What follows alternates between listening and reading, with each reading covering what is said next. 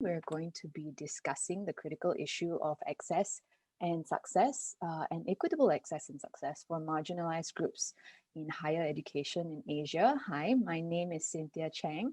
I'm from the Singapore University of Social Sciences, and I will be your moderator for this breakout session. Today we have with us a wonderful panel on this topic, women students and students from lower socioeconomic, rural and refugee backgrounds in higher education in Asia. You might notice that this is a bit of a mouthful. There are many profiles of students that we're attempting to capture in this one breakout session. But in trying to curate this particular session, I wanted to also be mindful about not marginalizing the specific categories of people through our omission of their profiles from our conference.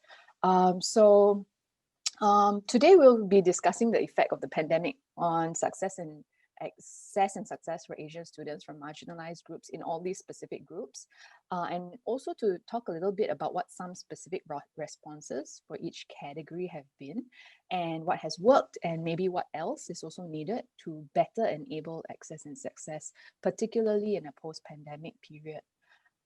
Before we dive into the sessions, I'd like to maybe find out who's in the room among the 33 participants in here.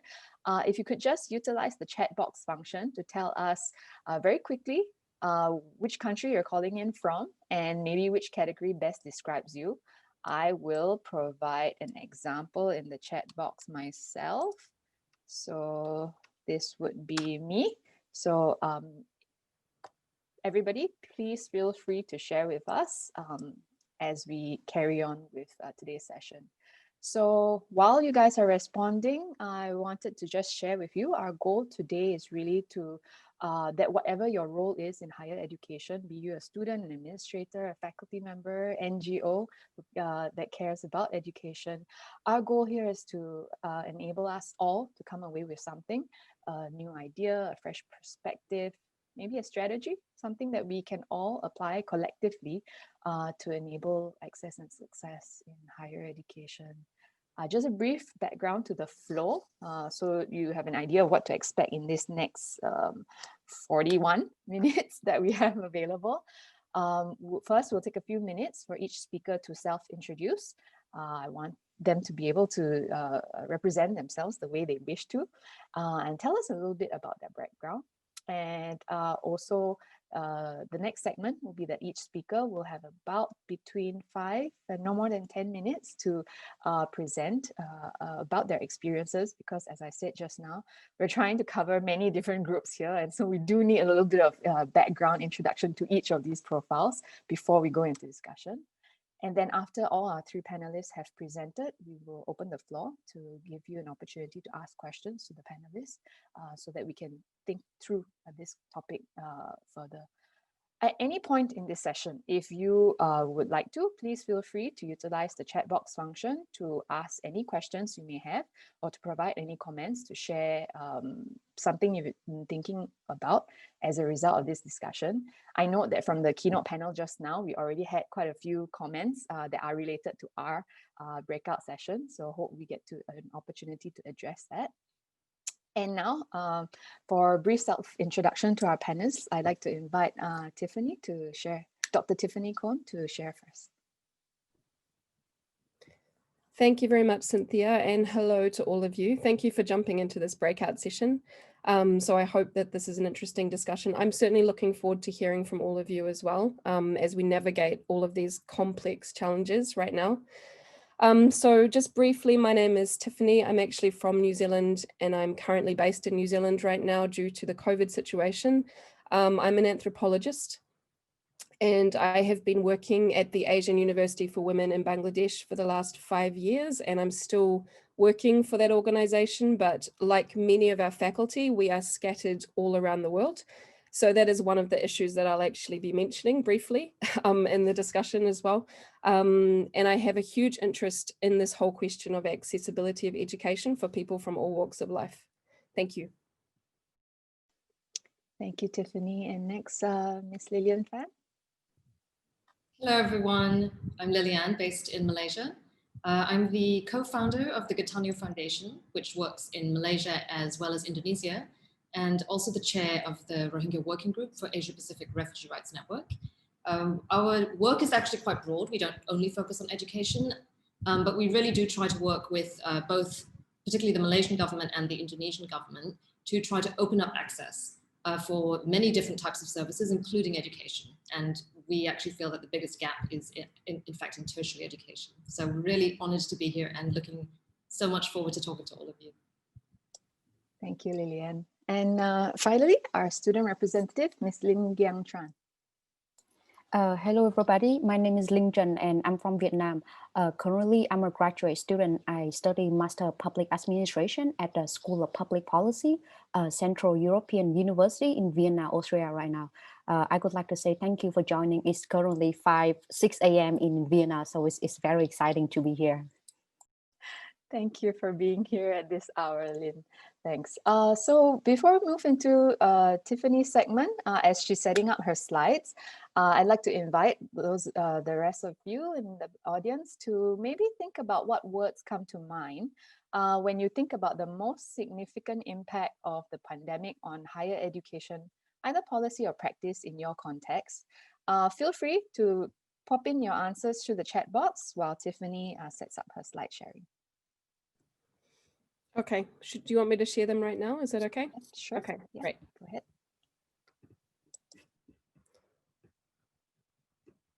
Okay, can you all see that? I will put it on full screen and let me just get rid of my. Okay, so Cynthia, just let me know when you'd like me to go ahead. Yep, go ahead. Thank you. Okay. So I understand we are under slight time constraints. So I am going to try and keep this within five-ish minutes. So I'm just going to move through relatively quickly. So I essentially want to talk today about the goals, the challenges, and the opportunities. So 3 parts related to what we're currently experiencing at the Asian University for Women. So just to begin in terms of the goals. So the Asian University for Women, AUW, is an independent international university located in Chittagong, Bangladesh, and it seeks to educate a new generation of female leaders. So obviously from the name, it is only for female students, for women. And it has a very specific goal. So through the education offered at AUW, it's really emphasizing the importance of service and leadership. And cultivating those capabilities and interests in the students. And it started out aiming to give access to what you would call underserved communities of women across the region who may have found it quite difficult to finance and get access into opportunities for higher education. So currently we have around 900 students, approximately 900 students from across 19 different countries. So as AUW has grown, we have expanded the number of countries that are represented at the Institute. So just on the screen there, you can see a sample. So we have quite a large group of students from Afghanistan. We have a growing number from Yemen. We have many students from Myanmar, India, Bangladesh, Vietnam, Pakistan, and obviously many, many others out of that 19. And just in terms of the financial structure, 20% of the students pay fees. So either they pay partial fees or they pay full fees. And then the rest of the students are all on full undergraduate donor funded scholarships. So it's quite a unique institute in that sense of the amount of donor funding that drives it essentially. The other interesting thing about AUW is the many different entry points that students can use to access education depending on their particular background. So the first entry point is what we call Pathways for Promise, also known as a pre-access year. And this is a 1-year program. And so you can see from the screen there, initially this program started to try to target RMG, so the garment factory sector, targeting young women who maybe had stopped their education at a very young age, at around 10 or 11, and needed some sort of remedial help in basic numeracy and literacy to get them back into the system so that they could potentially continue studying. And so we have students from the RMG sector. We have Rohingya students. We have madrasa, Islamic school students, tea estates, students from tea estates, students from Afghanistan, Syria, and Yemen. And like I said, the idea is to provide foundational English language and math skills in that section, in that program. And then after Pathways, we have what they call Access Academy, which is a pre-undergraduate foundation studies one-year program. So that is trying to make sure that no matter the background of students, the educational background of students, that no matter where they come from, they are all allowed to study the same set of core subjects. So they get a grounding in sciences, a grounding in history, a grounding in English before they go into their undergraduate programs. Currently, the undergraduate programs are 3 years in length, and we offer public health, environmental science, bioinformatics, economics, and PPE, politics, philosophy, and economics. So in terms of the impact of the pandemic, it's had a very significant impact on us, as you can imagine. We are dealing with a very complex community in a developing country with limited resources and limited availability to get access to resources at times. So one of the biggest impacts we're currently experiencing is about IT access and reliable electricity for students that are in rural areas of Bangladesh in particular, and remote areas of other countries such as Afghanistan. We're having a lot of problems with students in Afghanistan right now because of the threats constantly to their safety, but also to the general, electricity stability in that country. It's a huge issue, and it's not one that we can easily help as an institute. We can't travel to Afghanistan and fix the infrastructure, so it's very difficult. The other obvious challenge that other people have talked about is just in relation to online learning and teaching generally. So the challenges of rapid transition to online learning that everyone around the world has faced. We are also experiencing that, but we have added pressure because we have limited IT infrastructure and we have limited opportunities for training. So we had to transition within, I think, 24 hours from going face to face to online. So we didn't have the luxury of having a week-long training session necessarily. It required an incredibly quick response. So that in itself presented challenges. And then now we've been teaching since March, we've been teaching online, coordinating faculty and students who are located all around the world in multiple time zones. So you can imagine the complexity of that. And then again, the uncertainty that we're all dealing with. So having to plan according to an ever-changing timeline. So initially we went online for 2 weeks, and then we thought until the end of summer. Then we thought end of fall. Now we're going to the end of spring, and then possibly longer than that. We just don't know. And so that affects how we are able to actually anticipate and change our plans as we move. And mental health for us has been a significant impact. So on both students and faculty. So an immediate loss of community was really significant. AEW is a small community, it's a very close community, and students and faculty really rely on the fact that you have that shared physical space. So that is difficult. I know from my own experience teaching, the inability to know your class. So because of IT issues, my students do not turn on their video cameras. So I know their names, but I think I've seen some of them only once. And unless I request them to turn their videos on, you don't see them very often. So that alters the whole, that whole sense of community, just the isolation that everyone's feeling. And a lot of our students at the moment are facing anxiety, depression, and panic attacks. And a lot of them are in lockdown in very difficult family situations as well, which is impacting their education and their ability to actually study to start off with. So those are essentially the key challenges that we're facing. And I just want to talk briefly now about some of our adaptations and opportunities, the opportunities that have come up. So in terms of accessibility, one of the solutions we've come up with is just to provide data packs to students. So this could be just for mobile phones, data packs. So for students who are in rural parts of Bangladesh and for Afghanistan, that's who we're focusing on at the moment. And that does seem to be helping. So even if they can only access a class through a mobile phone, for some of them, that is better than not studying at all. The other thing we're working on at the moment is trying to set up remote learning hubs and available support spaces. So to give you an example, we're trying to reach out to NGOs and other higher education institutes that are located in these countries, such as Afghanistan, and to see if there's a possibility they could give us a physical space where students could go and at least be for us several hours a day so that they can get sustained access to IT, to Wi-Fi and internet. With mental health, what's interesting is it's really forced us to rethink what we do to foster well-being in community, just generally. And now that we're in such a alienating sort of situation with a scattered community all across the world, it's really had, forced us to think carefully, how can we actually engage with this?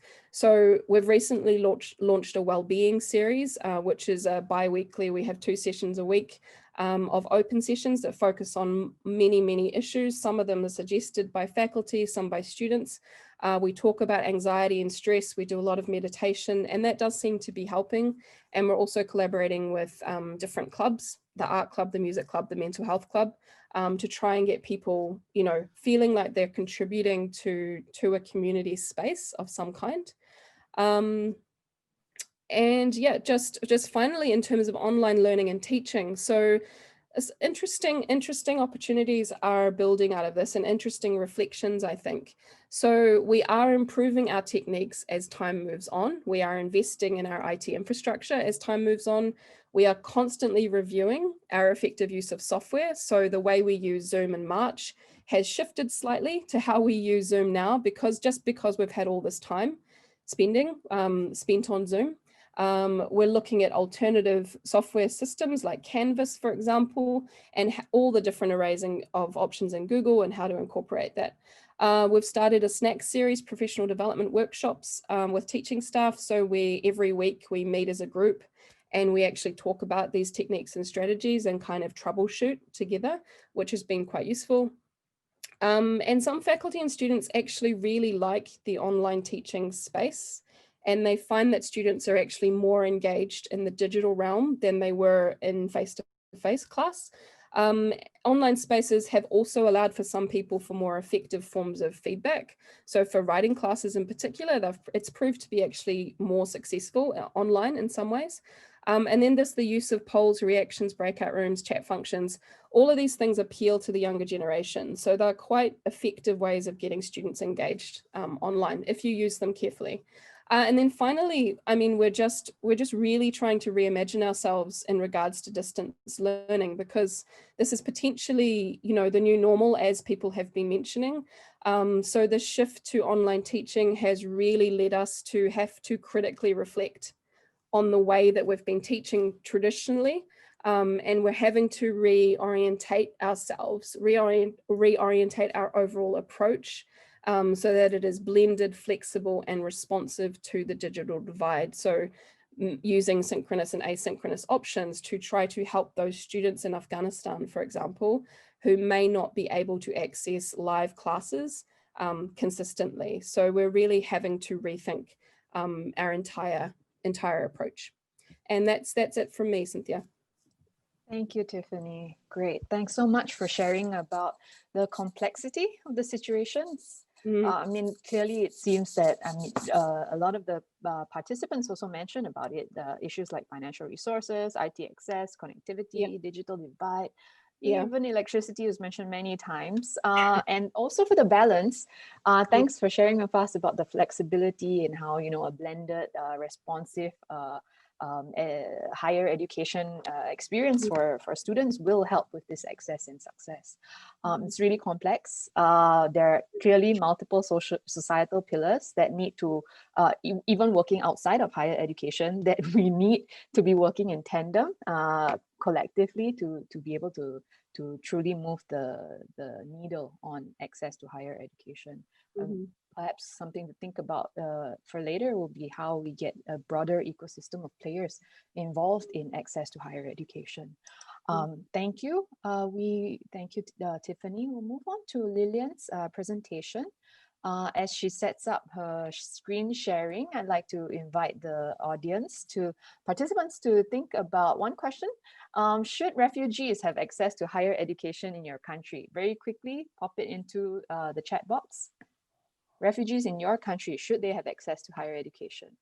And if so, should it be mainstream education system or a separate education system? Share your thoughts with us in the chat box function. And Lillian, over to you. Unmuted. Can you all see the screen? Yes. Fantastic. Okay.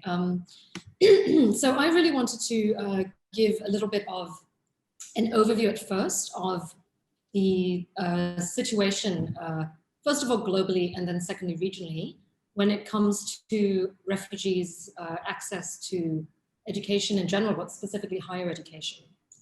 And then to look actually at an approach, an initiative that some stakeholders here have taken in Malaysia to try to start to work towards what we hope is going to be at least a solution or a pathway to try to open up some of that access for higher education for specifically in Malaysia, in hope that it will be successful and it could be something that could be explored in other countries as well.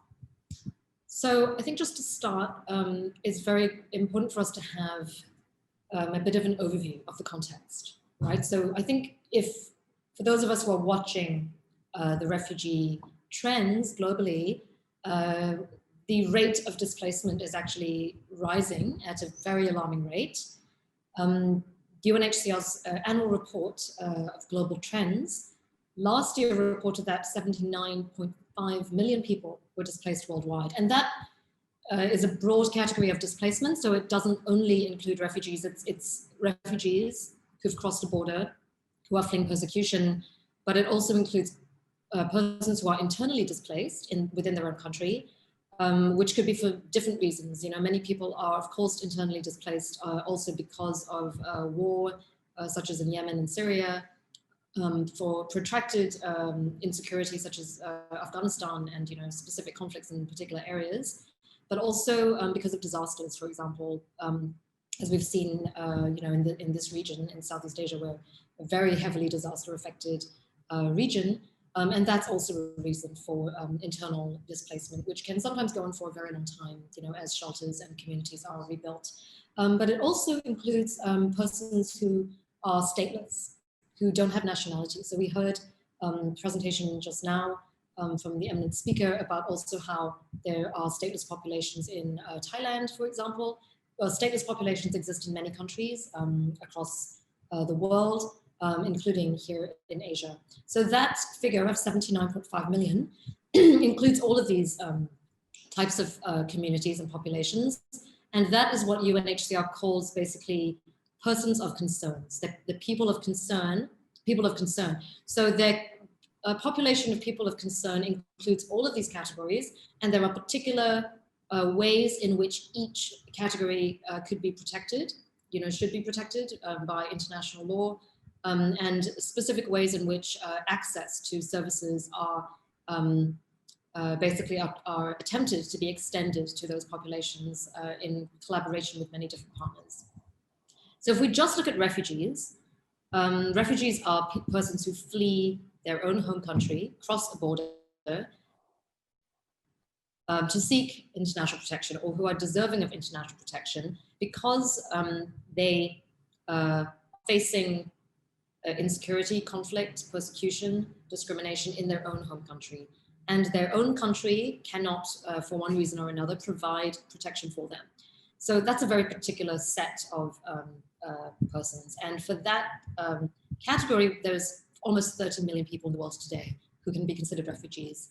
I think that it's really important. This is a really important point, the next one, because I think, you know, sometimes when we look at the media, the image that we see of refugees tends to be a very Western image, which is, you know, boats arriving in Italy, boats in the Mediterranean. I mean, of course, we have news about refugees in this region as well, but I think, globally, we need to understand that it's actually developing countries who are hosting the vast majority of refugees. It's not the Western countries. So Western countries only host 16% of refugees globally. It's actually countries such as Turkey, Jordan. If you look at the Syrian crisis, Turkey has over 5 million Syrian refugees now. Jordan, Lebanon even, which is itself a country which is going through, developmental challenges.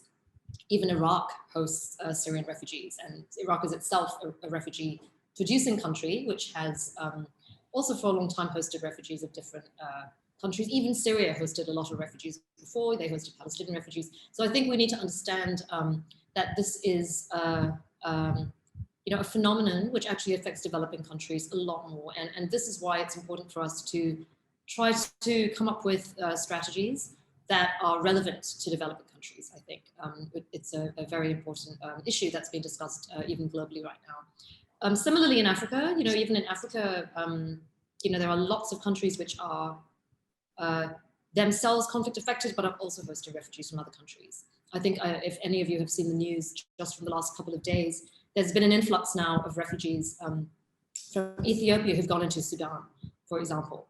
There have been refugees from countries like Rwanda, obviously, that have crossed the border and have been living in countries like Uganda for a long time. Uganda itself is conflict affected from the north.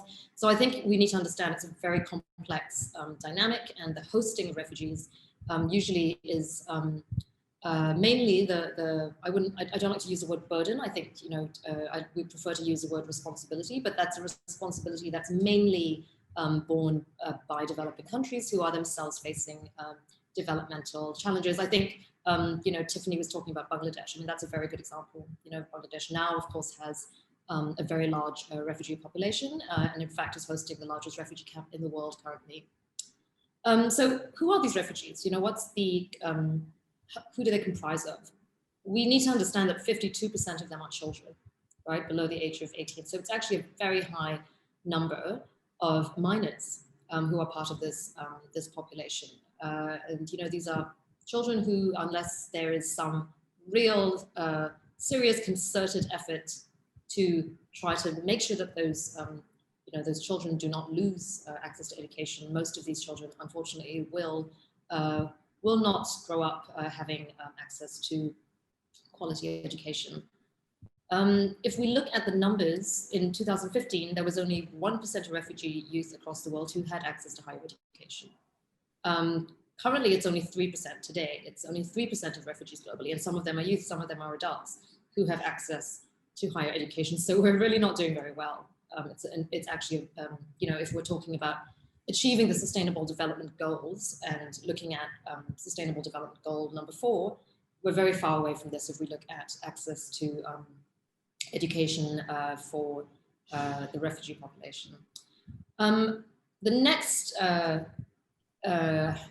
slide is basically about the global commitment. And I think this is important because I think sometimes when we look at refugees, most of us now, I think, tend to know that there's something called the Refugee Convention.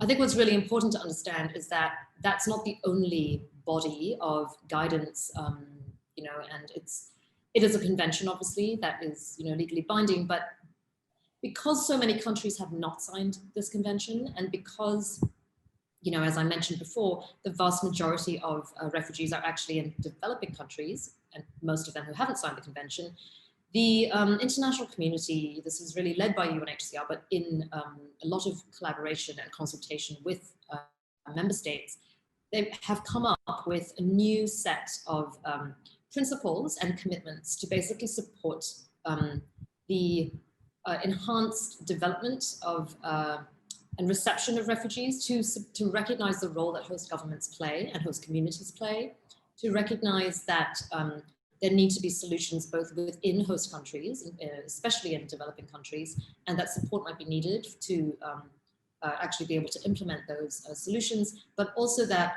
the more longer-term durable solutions, have to be focused on more, and that includes looking at ways of creating self-reliance amongst refugees, so empowerment, building access to education, ensuring that there are skills so that refugees can contribute to the local economy in whichever country they're in, and also looking at the longer term solutions, which are either returning to their country safely and voluntarily when that becomes possible, or resettlement to a third country when that becomes an option.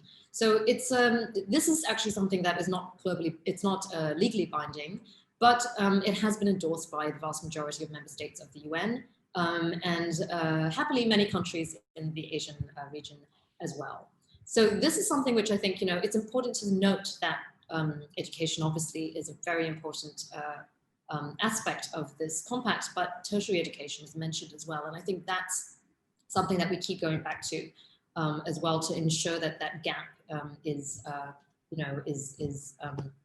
that there's attention to that really critical gap. Now, if we move to the Asia Pacific region, there are currently about 7.7 million people of concern. So that would include refugees, internally displaced persons, and stateless persons in the Asia Pacific region. Pakistan and Bangladesh host the largest refugee populations in Asia. And the populations are mainly from Afghanistan and Myanmar.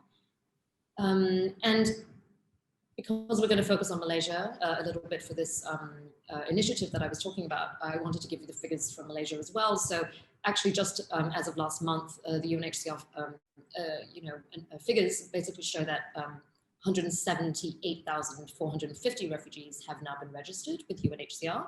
There are others as well who would still be considered asylum seekers who are in the process of registration, so the number is actually larger. So I would estimate that if you add that number, it would be around 200,000 or a little bit more. But if you look at the figures, there's a very large number that are actually between 18 and 30. It's 73,000, and many of them, in fact, do wish to pursue higher education, but unfortunately don't have the access to do so. So sorry, Lillian, I have to jump in a bit. So because of the time constraints, maybe if we could move on to your white paper, thank you. Of course. Sorry about that. This is just a snapshot of basically the figures of how many refugee youth in Malaysia have been able to enroll in tertiary education. It's not very high, it's only 60. And then let me just jump straight to the white paper.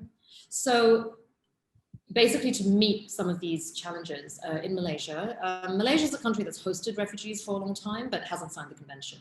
But there has been interest by various administrations to try to look at what can be done to support not only directly open up access, but to support other organizations, NGOs, for example, to provide education, informal education, or a level of education to refugee populations. But that's usually done without accreditation, unfortunately, and it's also quite hard to sustain financially. And there aren't any NGOs who are able to provide higher education, of course, right? This is really primary and secondary. So there's been a lot of discussion between some NGOs and universities, particularly the private universities, because they have a bit more flexibility. And they're also able to engage in these dialogues of trying to offer courses to populations who have difficulty in accessing them. So there's been some collaboration and basically the setting up of an informal consortium between a number of private universities and higher education institutions in collaboration with UNHCR, our organization, and the Refugee Coalition of Malaysia, which is a coalition of refugee leaders from different communities, about 14 different communities, who've been basically working on this. And we've been, it's really been the academic members who've been at the forefront of it, but basically getting that feedback from UNHCR and the NGOs and refugees.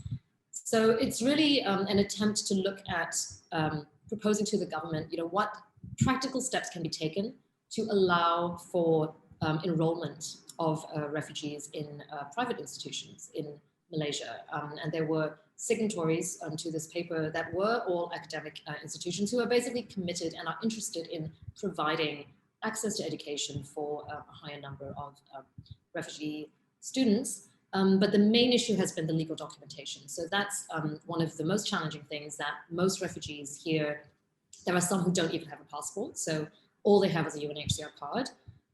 There are those who have a passport, particularly from the Middle East or from Afghanistan or even Somalia, who have passports, but those passports have, probably expired, and they have expired visas. So, you need to find a way in which to actually look at those immigration documents and ensure that there's a way that they can still be permitted. So this is one of the biggest challenges. There are also other challenges, of course, of finance and others, but this white paper really focused on looking at the issue of enrollment and how it could be possible for this enrollment to be done. And it proposed that the UNHCR card be used as an enrollment document, basically, so that once they meet the academic standards, obviously, that it wouldn't require a student visa or even a passport. We have actually shared this with the Prime Minister's Department and the Ministry of Education.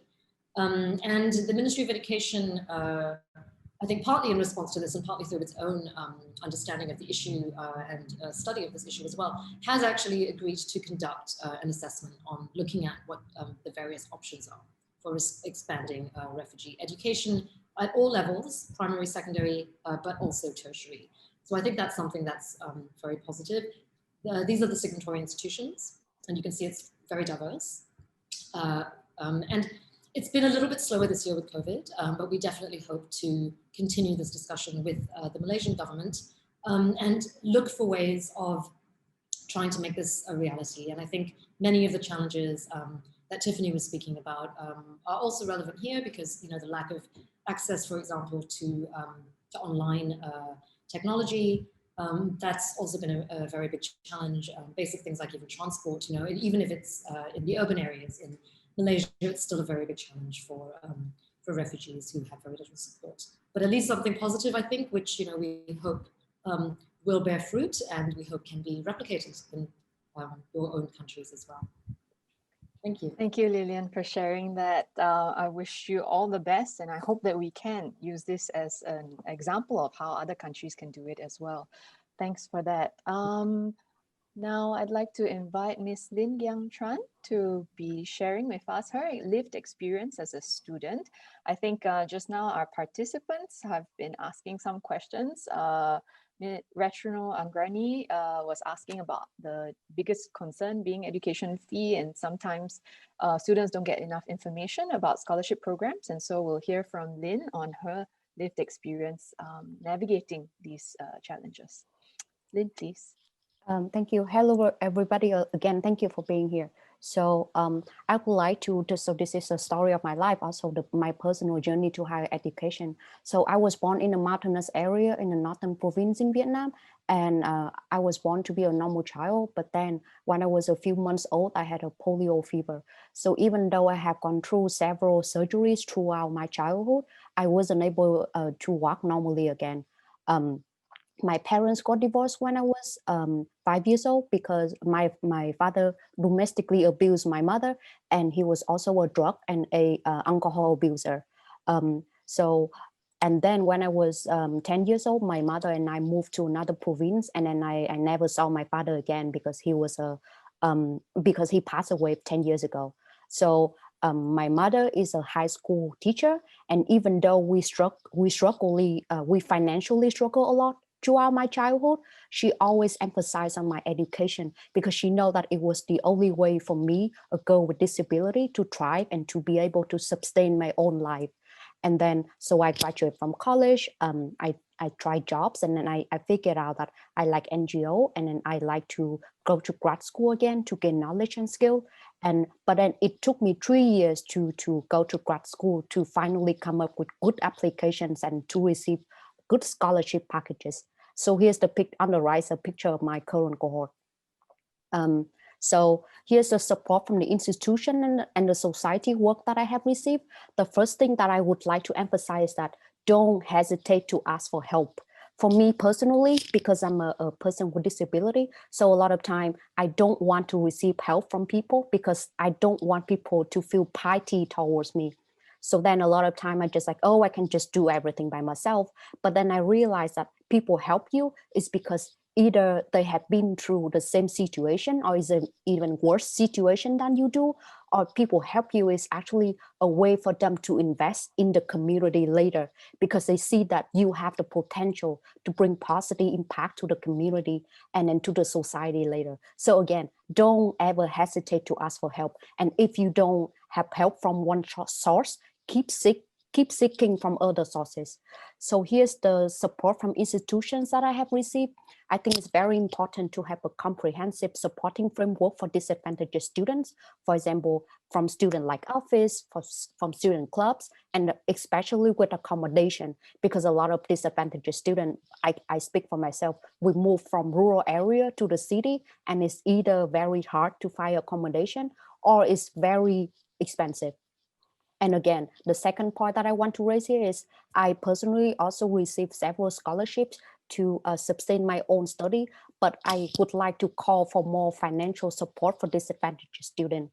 And the support from institution staff, for example, it can be from student like office, or it can be from your professor to ask for recommendation letter. And the third point is the support from society work that I personally receive a lot. I think it's very important that you have proper mentoring in order to access higher education. One of the reasons why it took me several years to enter higher education is because I don't have proper mentoring, and that and then later on I was a member of We Do Global, and I find it was very helpful to have a person who have a clear way of, like, they can give you advice on what you should do and how you should do in order to enter higher education. And another part that I would like to mention is to participate in youth clubs, which is also very helpful so that you can gain experience and then you can learn from other people. I was a co-founder of an educational youth project. Impact on COVID-19. Here's my approach to COVID-19. I don't choose to be a person with disability, and I don't choose COVID-19 either. So here I would like to categorize my challenges. The challenges that you choose, which is like go to higher education, move from one continent to another continent, and the challenges that you cannot control, for example, COVID-19, and then being a person with disability. But here I think it's very important to have a positive mindset, to know that you're the only person who can control your life and who can help yourself. And COVID-19 also requires structural adaptation from institutions. So I think it's very, very important to have effective communication, not only from the top-down level, but also from a bottom-up level, so that both the student and the institution can understand clearly the needs of both stakeholders. And then at Central European University, we also have emergency funding and extra funding for students in the COVID-19. So even though it's a short-term solution, again, I would like to emphasize to call for more financial support for students in general. But COVID-19 also reveals opportunities. For example, now costs are reduces, you don't have to transport. For example, I don't have to fly all the way from Vienna, Austria to Singapore in order to present, even though I would love to. But then also with the power of internet, you can utilize, there are now a lot of free courses provided by university, and there are a lot of conference open for everybody. So I think it's very important here to that seek to utilize the technology in order to teach yourself, to keep teaching yourself the skill, and then to keep learning. And that is the end of my presentation. Thank you so much for listening. Thank you so much, Lynn. I really appreciate it. Your journey has helped us to think through what we need to do to support more students like yourself to access higher education. Really appreciate all speakers. We will be joining the main room soon. And so thank you so much for your time. And we will try our best to answer your questions after this session. Thank you once again.